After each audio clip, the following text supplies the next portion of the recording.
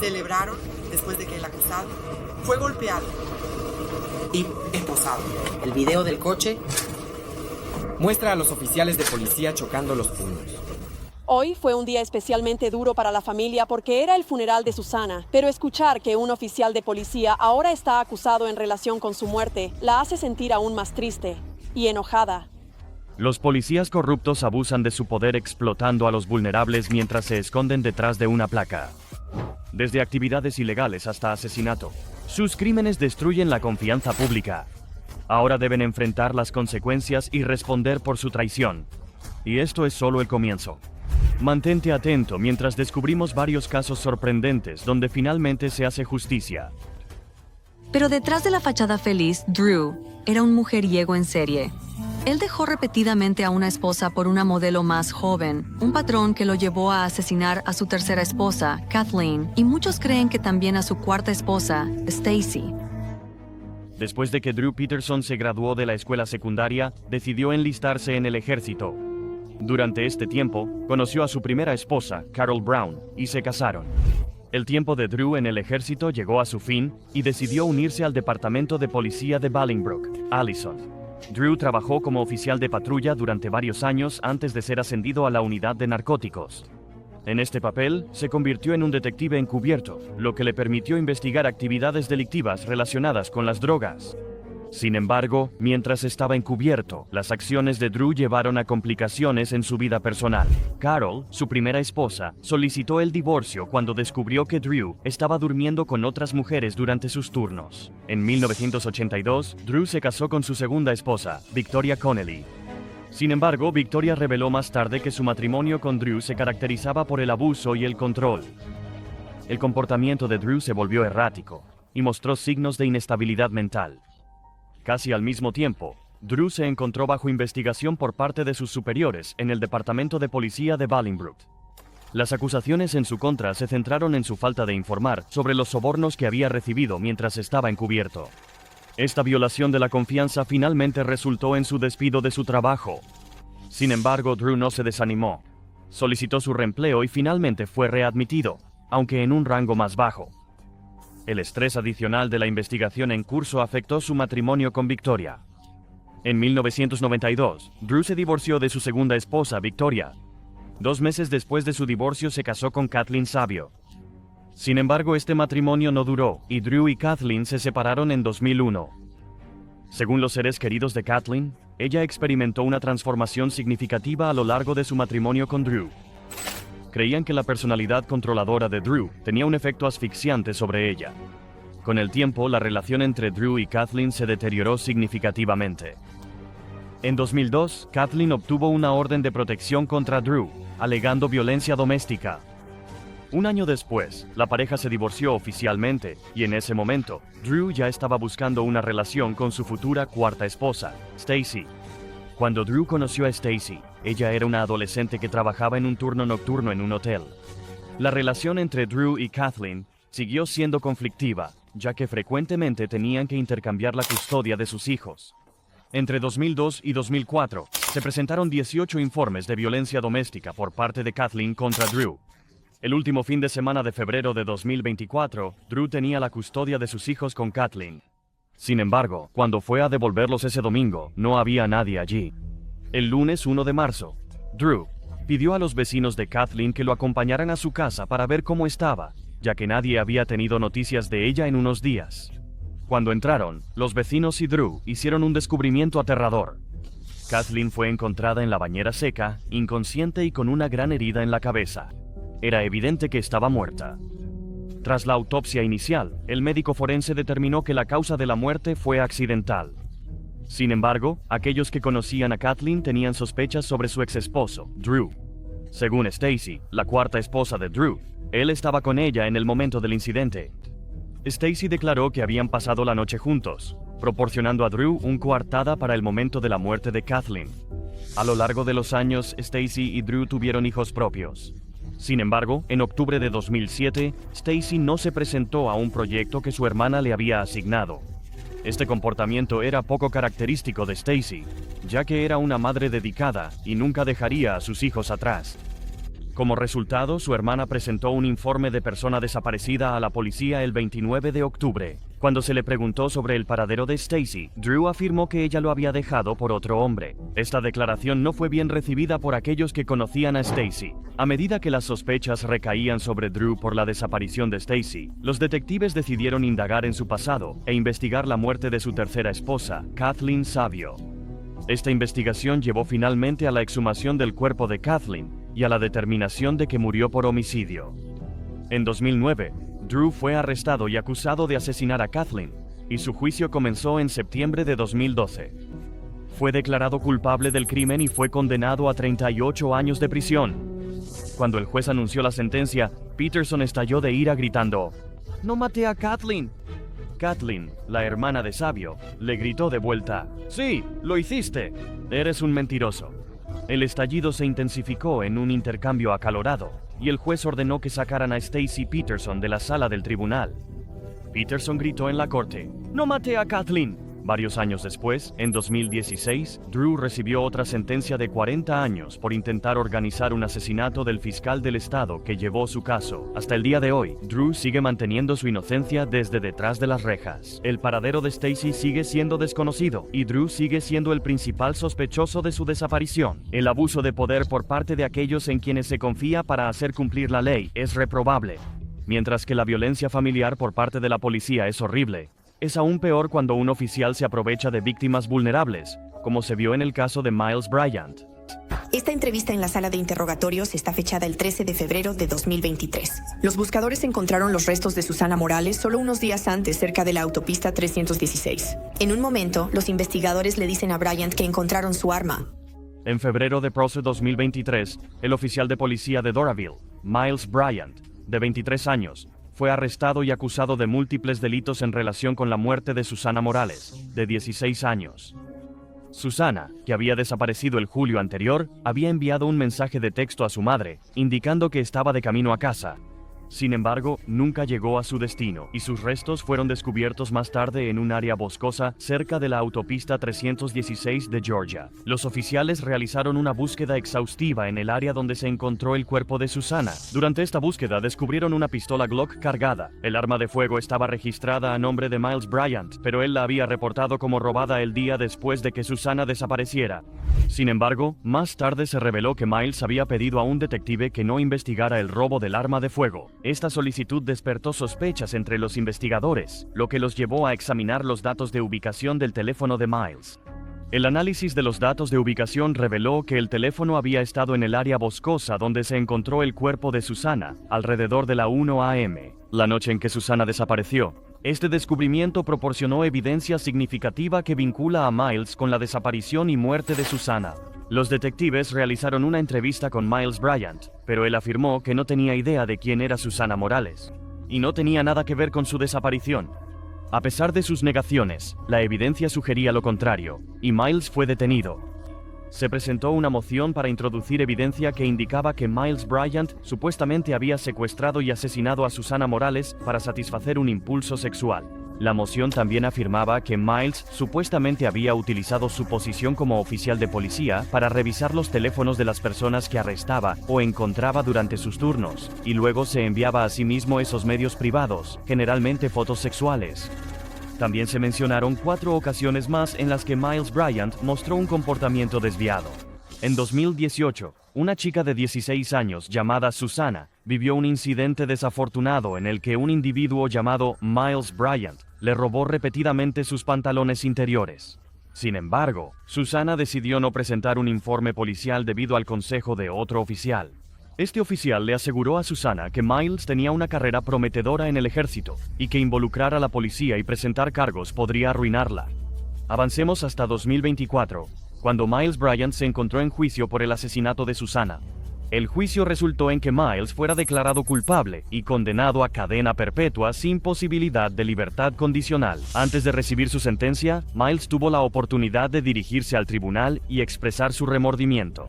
Solo quiero disculparme con todos y con la familia de Britney. Durante una parada de tráfico rutinaria, esperamos respeto y dignidad, pero en 2015, el oficial William Melendez destrozó esa expectativa con su sorprendente trato hacia Floyd Dent, Están celebrando después de que el acusado fue golpeado. Y corte. El va a video en el coche. Muestra a los oficiales de policía chocando los puños como un acto celebratorio de valentía. William Melendez, un oficial de la policía de Detroit, era conocido entre sus compañeros como Robocop por sus tácticas agresivas de patrullaje. El 28 de enero de 2015, William enfrentó controversia cuando agredió a Floyd Dent, un hombre afroamericano, durante una parada de tráfico. El incidente comenzó cuando William sacó a Dent de su vehículo por la fuerza, lo que llevó a una violenta altercación. Durante el encuentro, William estranguló y golpeó a Dent varias veces, dejándolo ensangrentado y requiriendo atención médica. El departamento de policía inicialmente acusó a Floyd Dent de posesión ilegal de drogas y resistencia al arresto. Pero meses después, cuando se publicó el video de la cámara del tablero del incidente, la verdad salió a la luz. Las acciones de William se consideraron excesivas e ilegales. La publicación del video llevó a la suspensión de Melendez y, en última instancia, a su despido. Todos los cargos contra Floyd Dent fueron desestimados, ya que él insistió en que Melendez le plantó narcóticos durante la parada de tráfico. La evidencia respalda sus afirmaciones y las acusaciones iniciales del departamento de policía fueron desmentidas. En noviembre de 2015, Melendez fue condenado por cargos de asalto con la intención de causar gran daño corporal, pero fue absuelto de estrangulación. Esta condena le prohibió volver a ser oficial de policía o poseer un arma de fuego. Las acciones de William tuvieron serias consecuencias para su vida personal y profesional. Con la intención de causar gran daño corporal, menos que asesinato, simplemente la muerte de Floyd. En cuanto al cargo 3, mala conducta en el cargo. William recibió una sentencia que va de 13 meses a 10 años por su asalto a Floyd Dent durante una parada de tráfico. En un intento de mitigar su sentencia, William suplicó al juez diciendo que luchaba con el trastorno de estrés postraumático, o PTSD, como resultado de su tiempo en el ejército y sus años como oficial de policía en áreas de alta criminalidad, y afirmó que no tenía idea de por qué agredió a Floyd. Mientras William hablaba en la corte parecía tranquilo y sereno. Aunque la jueza reconoció que William era un oficial condecorado, ella dijo que sus acciones fueron horribles. Lamento sinceramente que creas que mis acciones fueron injustas. Por favor, ten fe en tus oficiales de la ley. Echarle la culpa al trastorno de estrés postraumático, o negar que sabías la razón, o no poder averiguar por qué golpeaste a este hombre. Creo que es un mal presagio para él. Alrededor de 2017, William estaba en libertad condicional. Varios partidarios de William escribieron cartas a la Junta de Libertad Condicional abogando por su liberación. Una carta en particular fue escrita por un comandante de policía retirado de Detroit, destacando los logros de William y el carácter de su carrera como oficial de la ley. La Junta de Libertad Condicional también revisó docenas de premios que William había recibido a lo largo de su carrera. Después de considerar los diversos factores, la Junta de Libertad Condicional finalmente acordó liberar a William Melendez el 24 de enero de 2017. William Melendez fue solo el comienzo. A continuación, descubrimos la impactante caída de Tamika John, de oficial a asesina convicta. No querrás perdértelo. Esa oficial de la CHP está tras las rejas acusada de asesinar a su esposo. Tamika John, una oficial de la patrulla de carreteras de California, se encontró en una situación trágica en febrero de 2009 cuando disparó y mató a su esposo, Marcus Limones, mientras estaba en una rampa de salida de la autopista. Después del tiroteo, Tamika condujo a la casa de sus padres con el cuerpo de Marcus en el asiento delantero de su auto. Cuando fue interrogada por los detectives, Tamika les proporcionó un relato detallado de lo que llevó al incidente. Según Tamika, ella y su esposo comenzaron su noche en TGI Fridays, pero pronto estalló una discusión. Tamika declaró que tomó las llaves del auto y comenzó a conducir a casa, tratando de ignorar las tensiones crecientes entre ella y Marcus. Sin embargo, Marcus se enfureció cuando ella lo ignoró, agarrándole del cuello. Tamika afirmó que se detuvo en la autopista, con la esperanza de calmarse y desactivar la situación. Sin embargo, la lucha continuó cuando Marcus sacó las llaves del encendido, y se produjo una pelea por el bolso de Tamika. Tamika creía que Marcus iba por la pistola que ella llevaba en su bolso, y en defensa propia, logró hacerse con el arma y dispararle a Marcus. Sin embargo, después de una exhaustiva investigación, los detectives llegaron a la conclusión de que la historia de Tamika no era una de defensa propia. En cambio, sospechaban que se trataba de un asesinato a sangre fría. 2 años después de la muerte de su esposo, Tamika John fue arrestada y acusada de asesinato. Ella se declaró no culpable y fue mantenida bajo una fianza de $2 millones mientras esperaba el juicio. Debido a su arresto, Tamika fue puesta en licencia administrativa sin sueldo de su puesto como oficial de la patrulla de carreteras de California. Durante el juicio de Tamika, sus abogados defensores intentaron presentarla como una víctima de violencia doméstica, no como alguien que cometió un acto cruel de asesinato. Sin embargo, la fiscalía contrarrestó estas afirmaciones presentando evidencia de que Tamika había mostrado tendencias agresivas y una propensión a beber en exceso. Además, la fiscalía retrató a la víctima, Marcus, como un hombre amable y pacífico. Tamika subió al estrado de los testigos para testificar en su defensa, pero sus declaraciones hicieron poco para convencer al jurado. El jurado finalmente la declaró culpable de asesinato en primer grado, condenándola a 50 años de prisión a cadena perpetua. Después de que se leyó el veredicto, Tamika se deslizó de su silla detrás de la mesa de defensa y cayó al suelo. Ella fue esposada a un riel de la camilla por su muñeca izquierda y sacada de la sala del tribunal mientras su familia lloraba y sollozaba. Las acciones de Tamika John no se comparan con las de Kenneth Blue, quien robó lo que debería haber sido un momento de alegría para la madre de su hijo de la manera más devastadora. Blue enfrenta cargos por 4 delitos, incluyendo asesinato en primer grado con premeditación y la muerte por estrangulamiento de Jean Webb, la mujer de Bridgeport que llevaba a su hijo no nacido. En 2012, Jennifer Webb, una asistente administrativa de 30 años de Michigan, hizo un descubrimiento emocionante. Estaba embarazada. La noticia la llenó de alegría y anticipación, especialmente cuando la prueba de sonograma reveló que iba a tener un niño.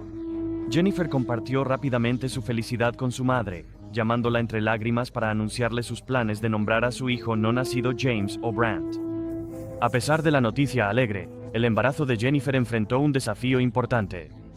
El padre del niño no estaba involucrado, y ella tenía preocupaciones sobre si había compartido la noticia con la esposa de él.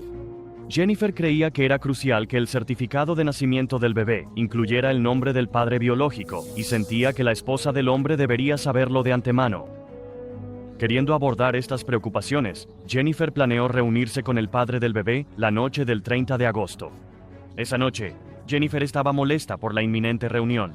Sin embargo, finalmente, decidió ir de todos modos, una decisión que cambiaría su vida para siempre. Alrededor de la medianoche, 2 oficiales de policía del Departamento de Policía de Buena Vista Township, uno de ellos Kenneth Blue, se toparon con un descubrimiento espantoso. A medida que se acercaban a la carretera rural sin salida, encontraron a Jennifer tendida en el suelo. Al inspeccionar más de cerca, los oficiales notaron una vista peculiar.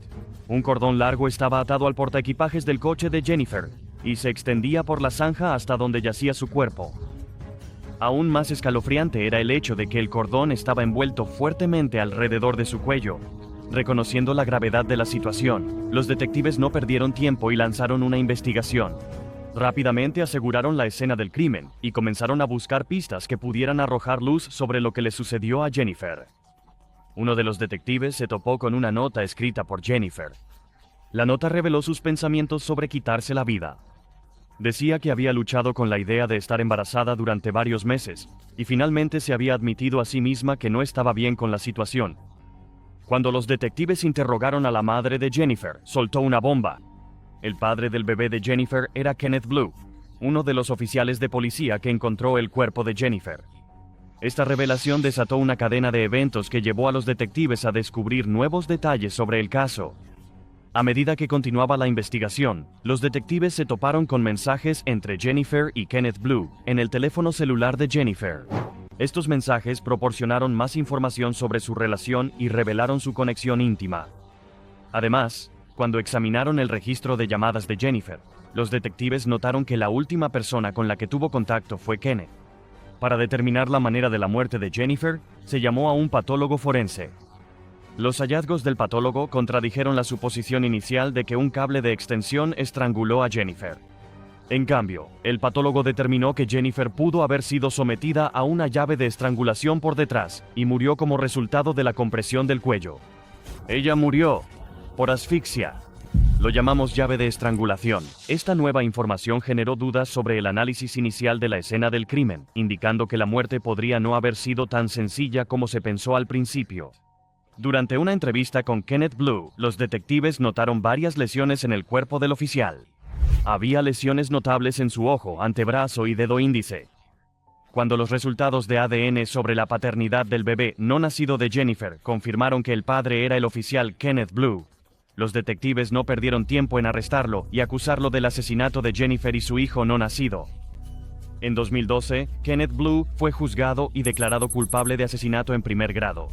Fue condenado a cadena perpetua sin posibilidad de libertad condicional. Además, se le impuso una pena adicional de 65 a 100 años por la muerte de su hijo no nacido. Durante la declaración de impacto de la víctima de la madre de Jennifer, tuvo la oportunidad de dirigirse a Kenneth Blue directamente. Con una mezcla de ira y tristeza, ella dijo: «Ve a tu jaula y piensa en cómo le quitaste la vida y el aliento a mi hija y a mi nieto, y espero que te atormente todos los días por el resto de tu vida». El caso de Kenneth Blue fue impactante, pero no termina ahí. A continuación está Amber Geiger, una policía cuyo trágico error se volvió mortal. Mantente atento a esta increíble historia. Soy un oficial, el oficial. Pensé que estaba en mi apartamento y vi al tipo pensando que creía que era mi apartamento. Amber Geiger, una oficial de policía del Departamento de Policía de Dallas, vivía en un complejo de apartamentos de 4 pisos ubicado a 2 cuadras al noroeste de su sede policial en el distrito de Cedars, al sur de Dallas. Los planos de los pisos en el complejo eran idénticos en cada nivel, lo que hacía que la navegación dentro del edificio fuera un desafío. El 6 de septiembre de 2018, Amber Geiger salió del trabajo después de su turno de 13.5 horas como oficial de patrulla alrededor de las 9:30 p.m. Mientras conducía a casa, entabló una conversación con su pareja. Ella estaba armada con su pistola durante este tiempo, pero su cámara corporal no estaba encendida. Al llegar a su complejo de apartamentos, Amber no se dio cuenta de que había tomado el piso equivocado. Cuando Amber intentó entrar en lo que pensaba que era su apartamento, vio que la puerta estaba entreabierta, pensando que era un intruso. Amber sacó su arma y entró al apartamento. Una vez dentro, Amber se encontró con Botham John en su sala, comiendo helado. En un trágico giro de los acontecimientos, Amber disparó y mató a Botham, dándole 2 tiros en el pecho. Amber Geiger llamó al 911 para reportar el tiroteo. Hola, 911. Soy Carol. Estamos aquí por una emergencia. Hola, soy un oficial fuera de servicio. ¿Puedo obtener un correo electrónico? Estoy dentro del apartamento con él. Oye, vamos. ¿Cuál es tu nombre? Soy Amber Geiger. Necesito conseguirme estoy en... Está bien, tenemos ayuda en camino. Lo sé, pero voy a perder un poco mi trabajo. Botham John fue llevado de urgencia al hospital, pero desafortunadamente sucumbió a sus heridas y murió. 3 días después, Amber fue arrestada y acusada de homicidio involuntario. Sin embargo, el cargo fue posteriormente elevado a asesinato tras una investigación más profunda. Después del tiroteo, Amber fue puesta en licencia administrativa por el Departamento de Policía de Dallas. Sin embargo, el 24 de septiembre de 2018 fue despedida. El despido fue resultado de su violación de las políticas del departamento sobre el uso de la fuerza y la entrada sin consentimiento. Pero hay mucho más por hacer por la ciudad de Dallas. El juicio de Amber Geiger comenzó el 23 de septiembre de 2019. Ella subió al estrado en su propia defensa, relatando los eventos que la llevaron a dispararle a Botham John y testificando que temía por su vida. Y pensó que Botham John era un intruso en su apartamento. Tanto la fiscalía como la defensa presentaron testigos expertos que testificaron sobre el uso de la fuerza, la toma de decisiones en fracciones de segundo y la defensa propia. Después de deliberar durante aproximadamente 1 hora, el jurado regresó con un veredicto de culpabilidad contra Amber Geiger el 1 de octubre de 2019. Al día siguiente, fue condenada a 10 años de prisión por su papel en el asesinato de Botham. Durante la fase de sentencia del juicio, la madre de Botham John, Allison John, brindó un testimonio emocional, compartiendo el impacto que la muerte de su hijo tuvo en su vida y en su familia. El hermano menor de Botham, Brian John, también subió al estrado, expresando su perdón hacia Amber e incluso abrazándola en la sala del tribunal. Aunque el padre de Botham sí perdonó a Amber, quería que la pena fuera más severa. Alguien le dijo que Botham fue disparado y que él murió. Mi vida no ha sido la misma. Ha sido como una montaña rusa. No puedo dormir.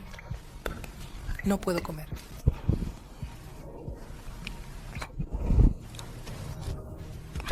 Ha sido el momento más terrible para mí, quizás.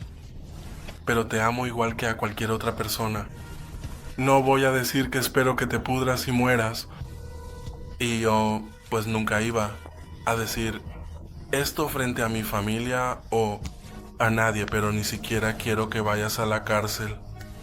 La apelación de Amber Guyger ha sido denegada, lo que significa que su sentencia se mantendrá tal como fue decidida por los tribunales.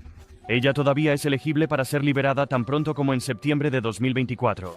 Por otro lado, su sentencia completa continuará vigente hasta septiembre de 2029. El juicio de Amber Guyger generó conversaciones y debates sobre el perfil racial, la brutalidad policial y la justicia penal en los Estados Unidos.